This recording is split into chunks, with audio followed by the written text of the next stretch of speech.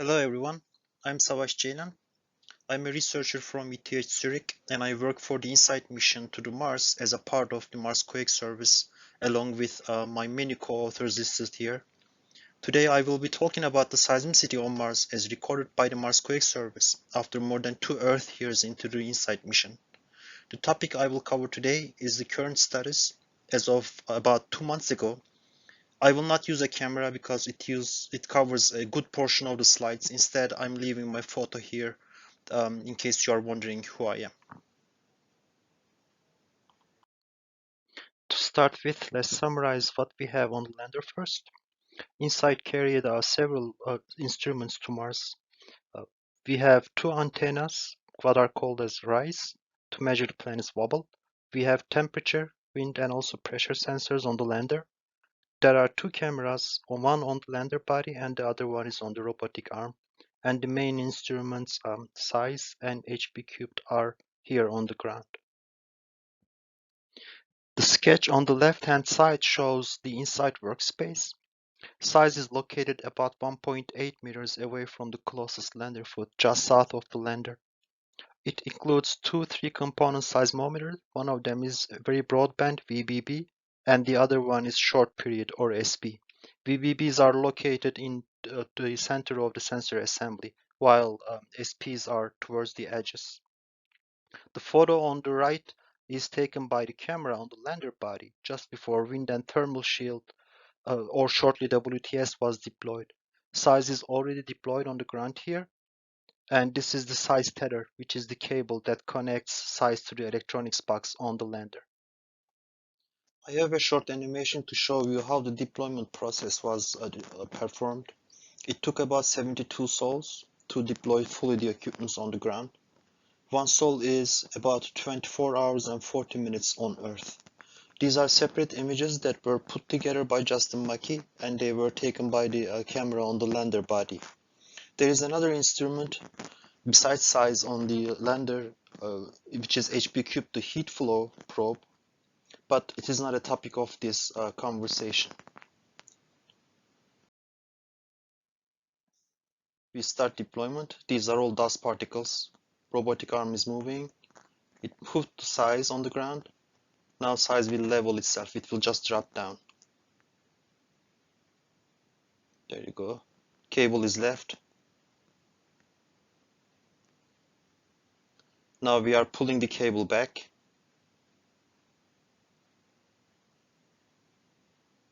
This is the tether in the previous slide. Checking everything is okay or not. Now wind and thermal shield, WTS, is played. Skirts will drop down now.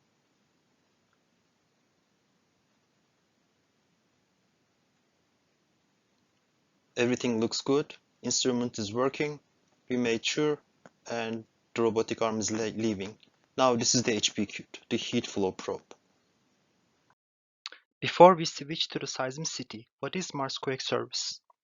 MQS, or Marsquake Service, is a ground segment support service of InSight. We are a group of researchers from different institutions around the globe. We review all the seismic data in a timely manner as soon as it arrives to the Earth, detect all the events, and locate them whenever possible. Also, we always check the auxiliary channels such as wind speed, pressure, and the lander activities. One of our main tasks is to build and maintain the seismicity catalog for InSight. While checking the data, we also keep an eye on anything strange in the signal, catalog it, and report back. The variety of events we observed quickly made it clear that we should classify them in a more systematic manner. Here on the left-hand side, we have the vertical component waveforms per event type in meters per second, and their spectrograms for all 3 components on the right-hand side. There are 2 main event families, as high frequency, which is shortly HF, and low frequency, which is LF. Then we have subclasses under each of these event families. The HF family includes 3 event types. Very high frequency events have energy between 2.4 Hz and well above 10 Hz. The lower end might extend slightly below 2.4 Hz for some events. These have stronger energy on the horizontals at higher frequencies than the vertical. High frequency, or HF, are just like VF events, but energy is stronger on the vertical component, and their energy is rather confined around 2.4 Hz. The 2.4 Hz event type is a weaker version of the HF events, with energy only around 2.4 Hz that is mostly visible on the vertical component. Now moving to the LF family, which also has two subgroups as broadband and low frequency. The broadband events have energy at and below 2.4 Hz down to about 8 seconds for our best signals, while LF events are below 1 Hz. And now let's have a look at one average Martian day. This is the acceleration spectrogram for Sol 185. At the very top, we have low and high pass filtered waveforms. The upper half of the spectrogram is in Hertz and in linear scale. The bottom part is in seconds and in log scale. We have the 2.4 Hz resonance, which you already heard me mentioning several times in the previous slide. It is visible only in the quiet hours and excited by the high frequency or broadband events. Then we have the lander modes that are excited by the wind, and they shift in frequency as temperature increases during the day, but these are not excited by the seismic events. And actually, we have two events in this sol. The first one is a broadband and the second one is a high frequency event, and note that both events excite the 2.4 Hz resonance. Another example from Sol 793. This sol has two VF events which are pointed by the arrows. The first one, 793A, is the closest event we recorded so far. It is only about 3 degrees away from the station. The second one is one of the strongest VF signals from about 17 degrees away. Both events occur during a relatively quiet period, but there is a steady 4 Hz lander mode excitation during the events, meaning that we also had some wind gusts. Note that the 2.4 Hz resonance is again excited in both cases as soon as the seismic energy arrives, but pretty constant otherwise. We are now looking at the whole VBB data in acceleration since WTS was deployed. The y-axis is the sol number and x-axis is the local mean solar time. The first dashed line at the top shows where we would be 1 Martian year ago. The second line marks InSight's first year on Mars. Sunrise and sunset times are also marked. When we first landed, days, including the evenings, were rather more noisy. A few months later, we started to observe very quiet evenings that start approximately 1 hour before the sunset until about midnight. Occasionally, we had some quiet mornings as well. Then quiet periods started to close because of the seasonality on Mars. Now we are looking into our second year on Mars. This broad pattern repeats itself. We again started with slightly calmer windy conditions. Noise is still improving with quiet periods getting longer and longer. Now we overlay the seismicity on the same plot. These are all the events recorded so far. Symbols are for different event types and colors are for event quality. Marsquakes are so weak that almost all events were detected in the quiet periods. Last year, this time, we had only 3 HF events detected. This year, we already have 9 with larger magnitudes. We also have a quality A event, which is approximately the same as when we were beginning the mission at this time. One other interesting signal in the data is the super high frequency events. They mostly occurred around the sunset in somewhat linear temporal patterns or in clusters. These events shut down since the Mars seasons changed. These are most probably temperature related, very short duration events. They last about 20 to 30 seconds. They show energy mostly on the horizontal components between approximately 5 and 30 Hz. This is how one of the best LF events look like. The top panel is acceleration spectrogram for the vertical component for the whole sol. Middle panels are spectrograms for all 3 components just zoomed around the event. And the bottom, there is the event time series. The pinkish boxes on the east component waveforms are glitches, which are artifacts and should be avoided in analysis. In this example, P and S phases are very clear. Unfortunately, it is not the case for most of the other events. When we can identify phases, distance can be calculated using a pre-landing model set. If there is clear body wave polarization, then back azimuth can be computed as well, and then we have a full location. These events last somewhere around 15 minutes to half an hour. Their distances range out from 25 degrees. We do not have any strong evidence for surface waves yet, or constraints on the event depths. Same style plot, this time for an HF event. We name the arrivals for these events as PG and SG phases that are picked on the STA-LTA envelopes. Sometimes phases are visible in the time domain as well. For epicentral distance, we assume a very simplistic crustal model with a Vs of 2.3 km per second and VP-Vs ratio of 1.73. These events do not have any clear back-azimuth indication.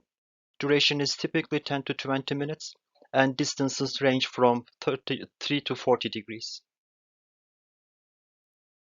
When we are not able to pick seismic phases, we estimate a distance using the coherency between spectral envelopes of the events.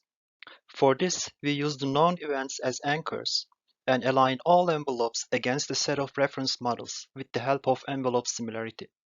This gives us relative positions of events in terms of distance, or rather S minus p times. According to our initial results, there are events with strong S waves at closer distances around 30 degrees. Then S waves disappear and appear again at further out distances. Then there are events with no clear phases, p phases, and could not be aligned. We think these events are at much greater distances than 80 or 90 degrees.